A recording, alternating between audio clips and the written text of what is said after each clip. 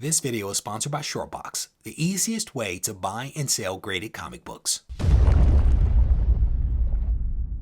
Reggie here, your friendly neighborhood bodybuilder and comic book collector, and I want to welcome you to another one of my videos. In this video, I'm going to offer you 5 practical tips for how to make this hobby of comic book collecting work for you. And just in those few moments, there are some people that have already poo-pooed this video, but give it a chance. My rationale for creating this video and others like it is that as comics have become increasingly more expensive, it is difficult for people that want to be in this hobby to be able to buy some of the books that they see and books that they want. And so by creating content like this, where I'm offering people practical tips and pointers that allow them to maybe sell some books that they own to get some books that they really want, is a methodology that I think works, because not everyone has a ton of disposable income. And certainly not everyone has been in this hobby for decades, possibly back when comics were a little more affordable. And so videos like this, I think, provide people with some tips, some techniques, and some pointers that allow them to continue participating in this hobby that many of us love. And so it is in that spirit that I offer these 5 tips. So the first tip that I want to offer is to decide if selling comics is right for you.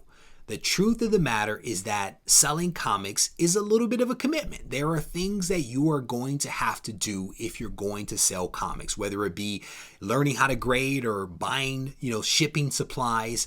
You have to decide if this is something that you really want to invest your time and effort into. And if it's not, that is okay.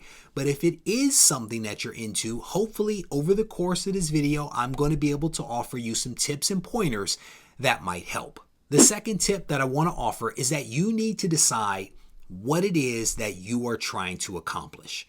Are you trying to sell some books to make a one-time purchase of a major key? Or are you trying to generate ongoing revenue for the purpose, again, of being able to funnel these funds back into the hobby so that you can buy Silver Age books on an ongoing basis? Part of what I'm saying here is that you need to decide what type of commitment you are going to make, whether it is a short-term commitment or whether it is a long-term commitment, because you also have to decide on one of the tips that I'll get to in a little bit, how much you might want to invest in terms of buying shipping supplies, for example. If you're going to be doing this on an ongoing basis, you might need to buy in bulk. If you're going to be doing it, just to make a purchase of a major key that you have your eyes on, then you might not need to buy a ton of supplies in order to sell some books to be able to buy that book. So figure out what it is that you're trying to accomplish, and I think that that will go a long way. The third tip that I want to offer is to figure out what it is that you are going to sell. And what I mean by that is, are you going to be buying books to then turn around and sell those books? And this is vitally important, because I think a lot of people are buying books and they're buying them at marked up prices, and then they're trying to sell them. And if you buy a book and it is marked up, or even at fair market value, in all honesty, and you are turning around and trying to sell that book immediately, there isn't enough margin there for you to actually make any money. So you're going to end up tying up resources and not being able to sell those books. So for example, if you buy a book for $100 and that book is worth $100, you're not going to be able to sell that book for $130 or $150. No one's going to catch that brick. So you have to be very smart about where and how you actually source your inventory. One of the things that I like to do is to buy entire collections. And what's great about that is that you can typically buy those books at lower prices because you are buying in bulk versus buying individual books. And you might not be able to buy from fellow collectors, because a fellow collector is going to know the value. They're more than likely going to be selling that book and possibly even that collection, because they are looking to extract as much value from that collection or that book as possible. So you might be better off buying from private people, potentially offline. That could be one of the best ways to be able to source the comic collections that you choose to buy. At the end of the day, wherever you buy and however you buy, you need to do so smartly.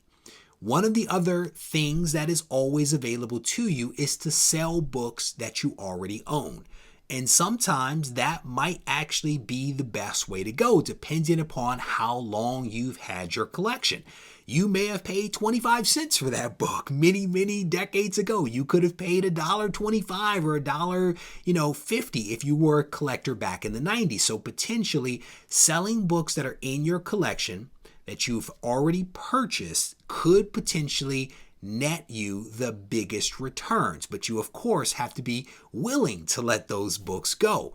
But that might be a better way to go, at least to get your feet wet. Give up some things that are in your possession that you aren't necessarily in love with to get a feel for the process, to get comfortable with the process, to generate some revenue that you can then funnel back into the hobby. Tip number 4 is all about the resources. And the very first resource that I think is really important is understanding how to grade. This, I think, is pretty critical.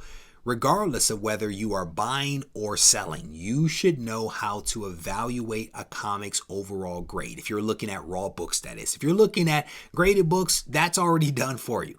But if you're talking about raw books, selling them or buying them, you need to know how to grade. And there are videos here on the channel that will actually help you to do that, because by understanding a comic's grade, you know how to price that book, and you know where to place it when you start to pricing it. Are you trying to extract the most value out of it? Maybe you mark it up. Are you trying to actually sell that book quickly? Maybe you mark it a little down based upon everything else that is out there in the market. One of the other things that you need to do once you know how to grade is to tap into a pricing service. And there are a lot of different pricing services out there that will help you to match up a grade or a condition of a book to an actual fair market value of that comic. And I tend to use comicpriceguide.com, and I also bounce some of that against what I see as sold items on eBay. Don't look at active sales, look at sold items on eBay to kind of triangulate what the going rate might be. And again, if you're trying to sell it quickly, maybe you price it below that. If you're trying to extract some value, then maybe you mark it up a little bit. But that is something that you have to be aware of. Grade equals price, and then you can play around with that. Next, you need to make sure that you have your shipping materials together. One of the worst things that you can do is to sell a comic and have that comic be damaged en route to the seller, because when that happens, no one benefits. Absolutely no one benefits from that, because more than likely your book is trashed and you now have a seller that is frustrated with you that will probably not do business with you again. So learning how to ship is critical, and it doesn't matter whether you're shipping graded books or raw books. There are videos here on the channel that will actually help you walk through that. But getting back to one of my earlier tips, you have to decide, are you in this for the long haul, or is this a short-term thing? Depending upon your response to that, you can either buy a little supply of shipping materials or you can buy in bulk. I will tell you that I tend to buy in bulk. 1, because that reduces my overall cost. 2, I never run out of things. And then 3, there are certain resources that I like and I want to make sure that I have them on hand regardless of how many books I'm going to be shipping in a given week or given month. The other thing that you need to think about is the method of sale. Where are you actually going to sell your comics? And I think that there are a plethora of ways that you can sell. I actually like selling via my own website. I promote things on Instagram, but everything that I do is actually sold on my personal site. But I have made a commitment to stand up an e-commerce platform that I drive traffic to, and that makes sense for me. Not everyone needs their own website or e-commerce platform, so you'll have to decide what is the platform through which you will access the comic book market to sell your comics. And I can tell you one great platform if you're thinking about selling graded books is Shortboxed. I've dealt with these guys for a couple of years now. I like them. Many people that have sold have nothing but positive things to say about them, so I definitely encourage you to consider that. So these are just some of the resources that you will need at your disposal. Again, there are other videos that are here on the channel that will help you. And if you ever have any questions, all you have to do is to send me an email and I will gladly direct you down the right path. The fifth tip that I want to offer is to separate your personal funds from your comic book funds. And this is one of the first things that I put in place years ago when I made the decision to finally sell comics. And I can tell you for a fact that I did not go into those waters very easily. Like, I fought it tooth and nail for quite some time, but when I finally committed to selling comics, I created separate accounts for my comic book selling.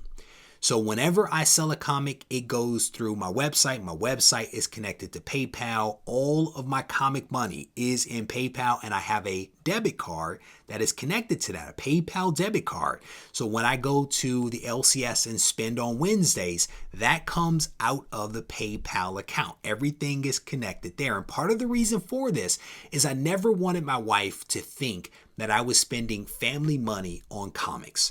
I literally sell comics to buy more comics. That is how it works. And my wife loves when boxes leave the house, and she does not get frustrated when boxes come into the house because of that separation of church and state. And there are videos, as you would imagine, on the channel that actually talk about why I do that, how I do that, and some of the details around the PayPal debit card as well.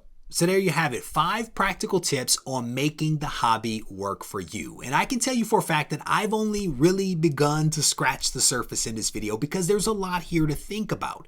But if you think about the things that I spoke on in this video and you watch some of the other videos that are linked in the description, I think you will start to form a picture of how you can make this hobby work for you. And I can tell you for a fact that over the last 2 years or so, there are many people that have walked this path with me that are actually adding some really awesome books to their comic book collection. My point here is that there is a path forward. These videos don't tell you everything, but if you watch the videos and you start to fill in the blanks and you start to do a little here and there, you will be surprised how much traction you will start to see. With that said, if you need to reach out to me, feel free to do so on Instagram at Regie Collects. Take care. My friends over at Shortboxed want to give you an opportunity to win a $100 credit towards any comic purchased from their app. To enter the contest, all you have to do is to comment on this video. A winner will be selected randomly from the comments. The winner will be announced during the June 30th Comics Today show. Good luck.